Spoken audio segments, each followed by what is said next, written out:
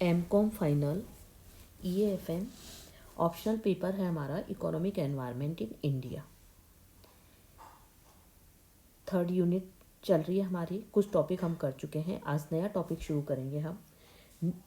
New agriculture strategy, नई कृषि view रचना। स्वतंत्रता प्राप्ति के बाद सरकार ने कृषि उत्पादन को बढ़ाने के लिए कई कदम उठाए।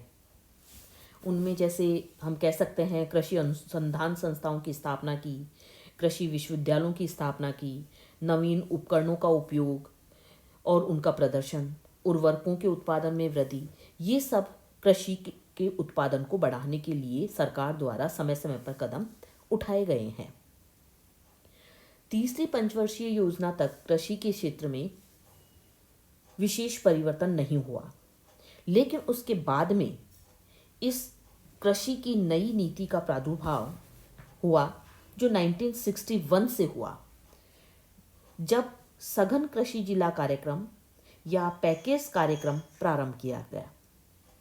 ये कार्यक्रम प्रारंभ में केवल 3 जिलों में शुरू किया गया और इस कार्यक्रम का उद्देश्य रखा गया तकनीकी जानकारी, ऋण और कृषि आदानों की पूर्ति का समन्वय करके कृषि उत्पादन को बढ़ाना। 1964-65 में गहन कृषि क्षेत्रीय कार्यक्रम प्रारंभ किया गया। इसमें विशिष्ट फसलों का उत्पादन बढ़ाने पर बल दिया गया और 1966 में अधिक उपज देने वाली किस्मों कार्यक्रम का प्रयोग किया गया और 1966-68 में भूमिगत जल संसाधनों का प्रयोग किया गया। 1961-66 में तीसरी पंचवर्षीय योजना के अंतिम 2 वर्षों में सूखे और अकाल के कारण देश में खाद्यान्नों की अत्यधिक कमी हो गई थी। इसी दौरान भारत के 2 युद्ध हुए, 1962 में चीन का और 1965 में पाकिस्तान के साथ, तो उनका सामना गवर्नमेंट को करना पड़ा। ऐसा होने के कारण भारत के सामने विनिमय और भुगतान संतुलन का संकट उत्पन्न हो गया और इन्हीं परिस्थितियों के कारण जय जवान जय किसान का नारा, जो कि उस समय तक प्रधानमंत्री थे स्वर्गीय लाल बहादुर शास्त्री, उन्होंने दिया। इस नारे में जो भावना छिपी थी वो ये थी कि देश के जवान भारत की सीमाओं की रक्षा करें और भारतीय किसान कृषि कार्य करके खाद्यान्नों की कमी को दूर करें। कृषि उत्पादन में तेजी लाने के लिए कई बार कई क्रांतिकारी कदम उठाए गए। इन क्रांतिकारी कदमों को हरित क्रांति का नाम दिया गया और इस नवीन क्रांति का मुख्य आधार जो रखा गया वो था उत्पादन को बढ़ाना। किसके द्वारा? बीजों का प्रयोग और कृषि उत्पादन में 3 से 4 गुना वृद्धि करके। इस क्रांति का मुख्य उद्देश्य अधिक उपज देने वाले बीजों, रासायनिक उर्वरकों, यंत्रों और उपकरण, कीटनाशक दवाइयों, इन सब का प्रयोग करके सिंचाई साधनों का विस्तार करना, कृषि साख की व्यवस्था करना, कृषि विपणन के दोषों का निवारण करना और मिश्रित खेती के द्वारा कृषि उत्पादन को बढ़ाना था। तो यहाँ तो हमने देखा कि नवीन कृषि व्यू रचना का किस तरह से प्रादुर्भाव हुआ। अब हम देखेंगे हरित क्रांति, जो कि नवीन कृषि व्यू रचना थी हमारी, उसकी क्या मुख्य विशेषताएं रही हैं। हरित क्रांति की मुख्य विशेषताएं, पहली है कृषि उत्पादन की तकनीकी में सुधार लाना। दूसरा, कृषि उत्पादन में वृद्धि करना, यानी इसको 2 भागों में बांट दिया गया। पहला तो रखा गया हमारा तकनीकी में सुधार करना और दूसरा रखा गया उत्पादन में वृद्धि करना। तो हरित क्रांति की सफलता के लिए इनमें सबसे पहले उन क्षेत्रों पर अधिक ध्यान दिया गया जहां सिंचाई की सुविधा अधिक थी। अब सिंचाई की सुविधा कहाँ अधिक थी? कुछ राज्य थे जहां पर सिंचाई की सुविधाएं अधिक थी, जैसे पंजाब है, हरियाणा है, महाराष्ट्र, आंध्र प्रदेश, पश्चिम उत्तर प्रदेश और तमिलनाडु। तो हरित क्रांति अपने प्रथम चरण में खाद्यान्न कौन कौन से? गेहूं, ज्वार और चावल, इनके उत्पादन में वृद्धि करने में सफल रहा और दूसरे चरण में व्यापारिक फसलों में व्यापक रूप से सफलता इसने पाई। नवीन जो कृषि व्यू रचना है या हरित क्रांति के कार्यक्रम या मुख्य तत्व। हरित क्रांति का जो प्रारंभ हुआ है वो 1966-67 में हुआ। इसके जो मुख्य कार्यक्रम रखे गए, इसके मुख्य तत्व हैं, उनमें पहला है उन्नत बीज कार्यक्रम। जो नवीन कृषि व्यू रचना है उसमें उन्नत किस्म के बीजों के प्रयोग पर सबसे अधिक ध्यान दिया गया। अच्छी किस्म के बीज तैयार करने के लिए 1963 में राष्ट्रीय बीज निगम और 1969 में राज्य फार्म निगम की स्थापना की गई। जो बीज निगम है वो बीज प्रमाणन सेवाएं प्रदान करता है और फार्म निगम जो है वो राष्ट्रीय बीज निगम को उन्नत किस्म के बीज प्रदान करने की व्यवस्था करता है। फार्म निगम के सूरतगढ़, जेतसर, हिसार, झारसुगुड़ा, रायचूर, कनूर, लधोवाला, चेंगम, कोकिलवाड़ी, लोकीचेरा, लुसाईचेरा, बहराइच और खम्मान नामक जो स्थान हैं वहां पर इसके कृषि फार्म हैं। निगम का रायबरेली में एक प्रदर्शन फार्म भी है और कृषि विश्वविद्यालय, कृषि अनुसंधान परिषद और विश्व बैंक भी इस काम में सहायता दे रहे हैं। दूसरा है रासायनिक उर्वरकों का प्रयोग। भूमि की जो गिरती हुई उत्पादकता है उसको बढ़ाने के लिए रासायनिक खाद और उर्वरकों का प्रयोग किया जाता है। इसके लिए देश में उर्वरकों का उत्पादन बढ़ाने और आवश्यक होने पर आयात की व्यवस्था भी की गई है। हमारे देश में नाइट्रोजन, फास्फोरस और पोटाश युक्त उर्वरकों का प्रयोग बढ़ रहा है। इससे उत्पादन में तेजी से वृद्धि हो रही है। थर्ड है बहुफसल कार्यक्रम, मल्टी क्रॉप प्रोग्राम। ये जो कार्यक्रम है ये 1967-68 में शुरू किया गया और इसका मुख्य उद्देश्य सिंचित क्षेत्रों में प्रतिवर्ष 2 या 3 फसलें पैदा करना रहा है। चावल, मक्का, ज्वार और बाजरे की जो फसल है वो शीघ्र तैयार होने वाली फसलें हैं। इसके अलावा रागी, तिलहन, आलू और सब्जियों के लिए भी ऐसी ही किस्में तैयार की जा रही हैं। इससे एक वर्ष में 3-4 फसलें ली जा सकेंगी, लेकिन अब तक केवल 20% सिंचित क्षेत्र में ही बहुफसल कार्यक्रम लागू हो सका है। चौथा है लघु सिंचाई योजनाएं, स्मॉल इरिगेशन प्रोजेक्ट्स। नवीन कृषि जो व्यू रचना है उसमें लघु सिंचाई योजनाओं को भी बहुत अधिक महत्व दिया गया है। 1965-66 और 1966-67 में अकाल का सामना करना पड़ा। इसमें लघु सिंचाई की विशेष योजनाएं स्वीकार की गई। इसके अंतर्गत नलकूप, विद्युत, डीजल पंपिंग सेट और कुओं का विकास शामिल किया गया। इस नीति में लघु सिंचाई योजनाओं को इसलिए अधिक महत्व दिया गया क्योंकि इसमें कम धन लगता है और ये परियोजनाएं जल्दी ही पूरी हो जाती हैं। पौध संरक्षण। पौधों की बीमारियों से फसलों को बहुत अधिक हानि होती है, इसलिए इससे बचाकर हम उत्पादन को बढ़ा सकते हैं। उसके लिए कीटनाशक दवाइयों का प्रयोग किया जाता है। पौध संरक्षण और फसलों को कीड़ों से बचाने के लिए पौध संरक्षण निदेशालय तकनीकी सलाह, यंत्र और कीटनाशक दवाइयों की व्यवस्था इस नीति में की गई है। नेक्स्ट है सघन कृषि कार्यक्रम, इंटेंसिव कल्टीवेशन। खाद्यान्नों के अभाव को दूर करने के लिए 1960-61 में 3 जिलों में सघन कृषि कार्यक्रम शुरू किया गया। बाद में इसमें और जिलों को भी शामिल कर लिया गया और इस कार्यक्रम को पैकेज कार्यक्रम के नाम से भी जाना जाता है। इसका उद्देश्य क्या है? इसका उद्देश्य कृषि उत्पादन बढ़ाने के लिए तकनीकी ज्ञान, साख और कृषि आदानों की पूर्ति को समन्वित करना है। इस कार्यक्रम में गहन कृषि के माध्यम से उत्पादन बढ़ाने का प्रयास किया जाता है। नेक्स्ट है कृषि उद्योग निगम। किसानों को कृषि के काम में आने वाले जो औजार हैं, यंत्र हैं, मशीनें हैं, उनकी पर्याप्त मात्रा उन्हें उपलब्ध करवाना। सभी राज्यों में कृषि उद्योग निगम वैसे तो स्थापित किए गए हैं और ये निगम कृषि यंत्र, मशीनें, उपकरण इनको वितरित करते हैं, किराए पर भी देते हैं और सुधारने के लिए भी इनके केंद्र स्थापित किए गए हैं। ये निगम अपने केंद्रों के माध्यम से किराया क्रय पद्धति के आधार पर किसानों को ट्रैक्टर, पंप सेट उपलब्ध करवाती हैं। नेक्स्ट है कृषि वित्त सुविधाएं।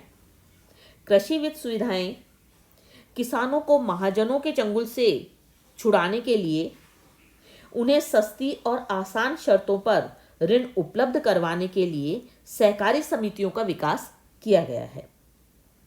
व्यापारिक बैंक भी कृषि ऋण प्रदान कर रहे हैं और व्यापारिक बैंकों के लिए तो ये अनिवार्य कर दिया गया है कि वे अपने कुल ऋण का कुछ निश्चित प्रतिशत प्राथमिक क्षेत्रों को दें। वाणिज्यिक बैंकों के राष्ट्रीयकरण के बाद इस दिशा में बहुत अच्छी प्रगति हुई है। भूमि विकास बैंक किसानों को दीर्घकालीन ऋण देते हैं, जबकि स्टेट बैंक ऑफ इंडिया, व्यापारिक बैंक, सहकारी साख समितियां, ग्रामीण बैंक और जो सरकारी एजेंसियां हैं वो अल्पकालीन ऋण प्रदान करती हैं। 1982 में नाबार्ड की स्थापना की गई, जो कृषि और ग्रामीण विकास के लिए ऋण देने का कार्य करती है। नेक्स्ट है कृषि सेवा केंद्रों की स्थापना। कृषकों को तकनीकी ज्ञान देने के लिए कृषि सेवा केंद्रों की स्थापना की गई है और इन केंद्रों पर शिक्षित, बेरोजगार, तकनीकी व्यक्तियों द्वारा कृषक समुदाय को आवश्यक तकनीकी जानकारी और सुविधाएं दी जाती हैं। इन केंद्रों पर कृषि यंत्रों के उपयोग संबंधी सैद्धांतिक और व्यवहारिक प्रशिक्षण भी दिया जाता है। नेक्स्ट है कृषि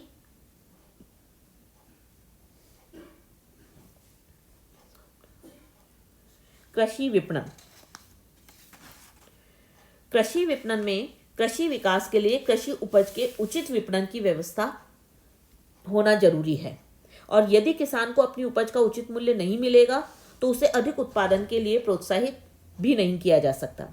तो ऐसी स्थिति से बचने के लिए जो किसान वर्ष भर मेहनत करता है उसको उसकी उत्पादन का उचित मूल्य ना मिले और सारा लाभ मध्यस्थ हड़प जाए, तो इससे किसान उत्पादन के प्रति हतोत्साहित होगा। और कृषि विपणन के लिए सरकार ने अनेक प्रयास किए, जैसे नियंत्रित मंडियों की स्थापना, वस्तुओं का प्रमाणीकरण, श्रेणीकरण, सहकारी विपणन समितियों का विकास। ये सब कार्य सरकार के द्वारा हतोत्साहित किसान को प्रोत्साहित करने के लिए किए गए। कृषि विपणन की सहकारी व्यवस्था के अंतर्गत राष्ट्रीय स्तर पर राष्ट्रीय कृषि सहकारी विपणन संघ और राज्य स्तर पर शीर्ष विपणन संघ स्थापित किए गए हैं। जिला और ग्राम स्तर पर सहकारी विपणन समितियां स्थापित की गई हैं।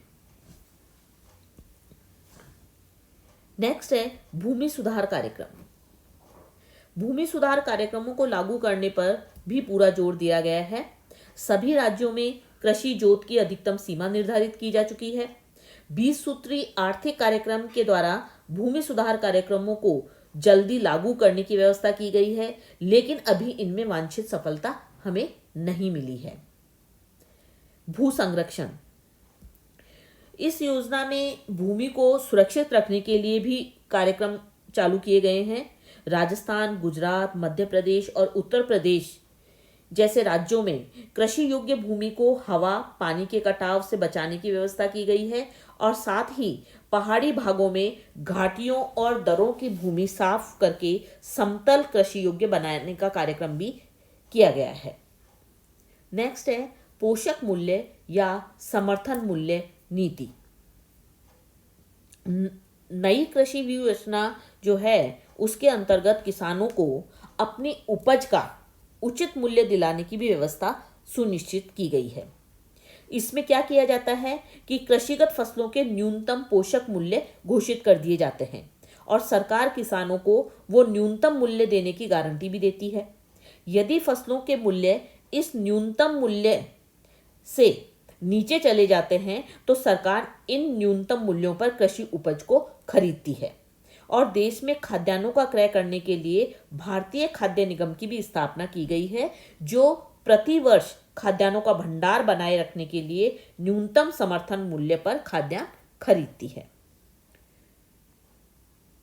नेक्स्ट है कमजोर वर्गों के लिए विशेष परियोजनाएं। कमजोर वर्ग, छोटे किसान, सीमांत किसान और कृषि श्रमिकों की सहायता करने के लिए लघु कृषक विकास एजेंसी और सीमांत कृषक और कृषि श्रमिक विकास एजेंसी और एकीकृत सूखा भूमि कृषि विकास जैसी परियोजनाएं चलाई गई हैं।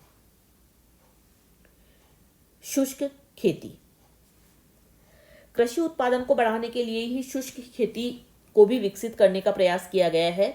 जिन क्षेत्रों में सिंचाई सुविधाएं उपलब्ध नहीं होती हैं, वहां शुष्क कृषि द्वारा उत्पादन बढ़ाने का प्रयास किया गया है। ऐसी किस्में विकसित की जाती हैं यहाँ पर जिनके लिए हमें कम से कम पानी की आवश्यकता पड़ती है। नेक्स्ट है फसल बीमा योजना। कृषकों को आर्थिक सुरक्षा प्रदान करने के लिए फसल बीमा योजना शुरू की गई है और इसके अंतर्गत बीमा युक्त खेतों में किसी भी कारण से हानि होने पर बीमा कंपनी द्वारा भुगतान करने की व्यवस्था की जाती है और इससे किसान आर्थिक रूप से अधिक सुरक्षित अपने आप को महसूस करता है। नेक्स्ट है गैर कृषि उद्योगों का विकास। इसमें कृषि पर जनसंख्या के भार को कम करने, खाली समय में कृषकों को रोजगार उपलब्ध करवाने और गांवों से शहरों की ओर जनसंख्या जो पलायन कर रही है उसको रोकने के लिए गैर कृषि उद्योगों के विकास पर भी सरकार ने जोर दिया है। इसमें पशुपालन, मुर्गी पालन, सुअर पालन, डेयरी फार्मिंग, वन विकास, लघु और कुटीर उद्योग जैसे उद्योगों को शामिल किया गया है। नेक्स्ट है राष्ट्रीय कृषि विकास योजना।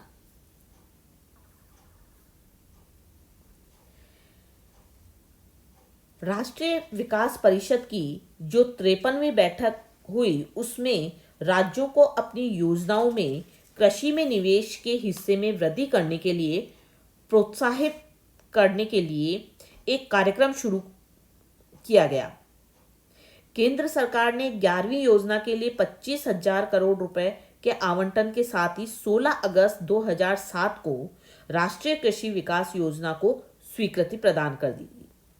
इस योजना का लक्ष्य रखा गया कृषि और संबद्ध क्षेत्रों का समग्र विकास सुनिश्चित करके कृषि क्षेत्र में 4% वार्षिक वृद्धि प्राप्त करना।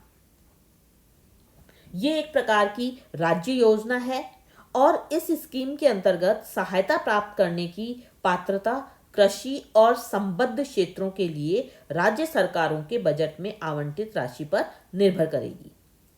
केंद्र सरकार द्वारा इस योजना के तहत राज्य सरकारों को 100% अनुदान के रूप में कोष उपलब्ध कराए जाएंगे और इस योजना के लिए अतिरिक्त केंद्रीय सहायता के रूप में 11वीं योजना अवधि हेतु 25,000 करोड़ रुपए का परिव्यय निर्धारित किया गया था और 2012-13 के बजट में इसके लिए 9,217 करोड़ रुपए निर्धारित किए गए थे।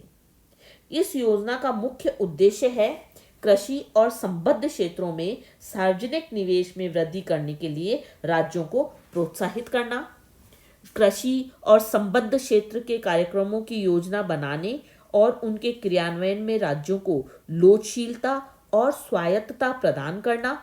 इसके अलावा इसका उद्देश्य है कृषि जलवायु की दशाओं, तकनीकी और प्राकृतिक साधनों की उपलब्धता पर आधारित जिला और राज्य स्तरीय योजना निर्माण को सुनिश्चित करना, स्थानीय आवश्यकताओं, फसलों, प्राथमिकताओं की अच्छी तरह से सुनिश्चित करना और लास्ट इसका उद्देश्य है कृषकों को अधिकतम प्रत्याय मिल सके इसकी व्यवस्था करना। तो ये है आपके हरित क्रांति के मुख्य तत्व।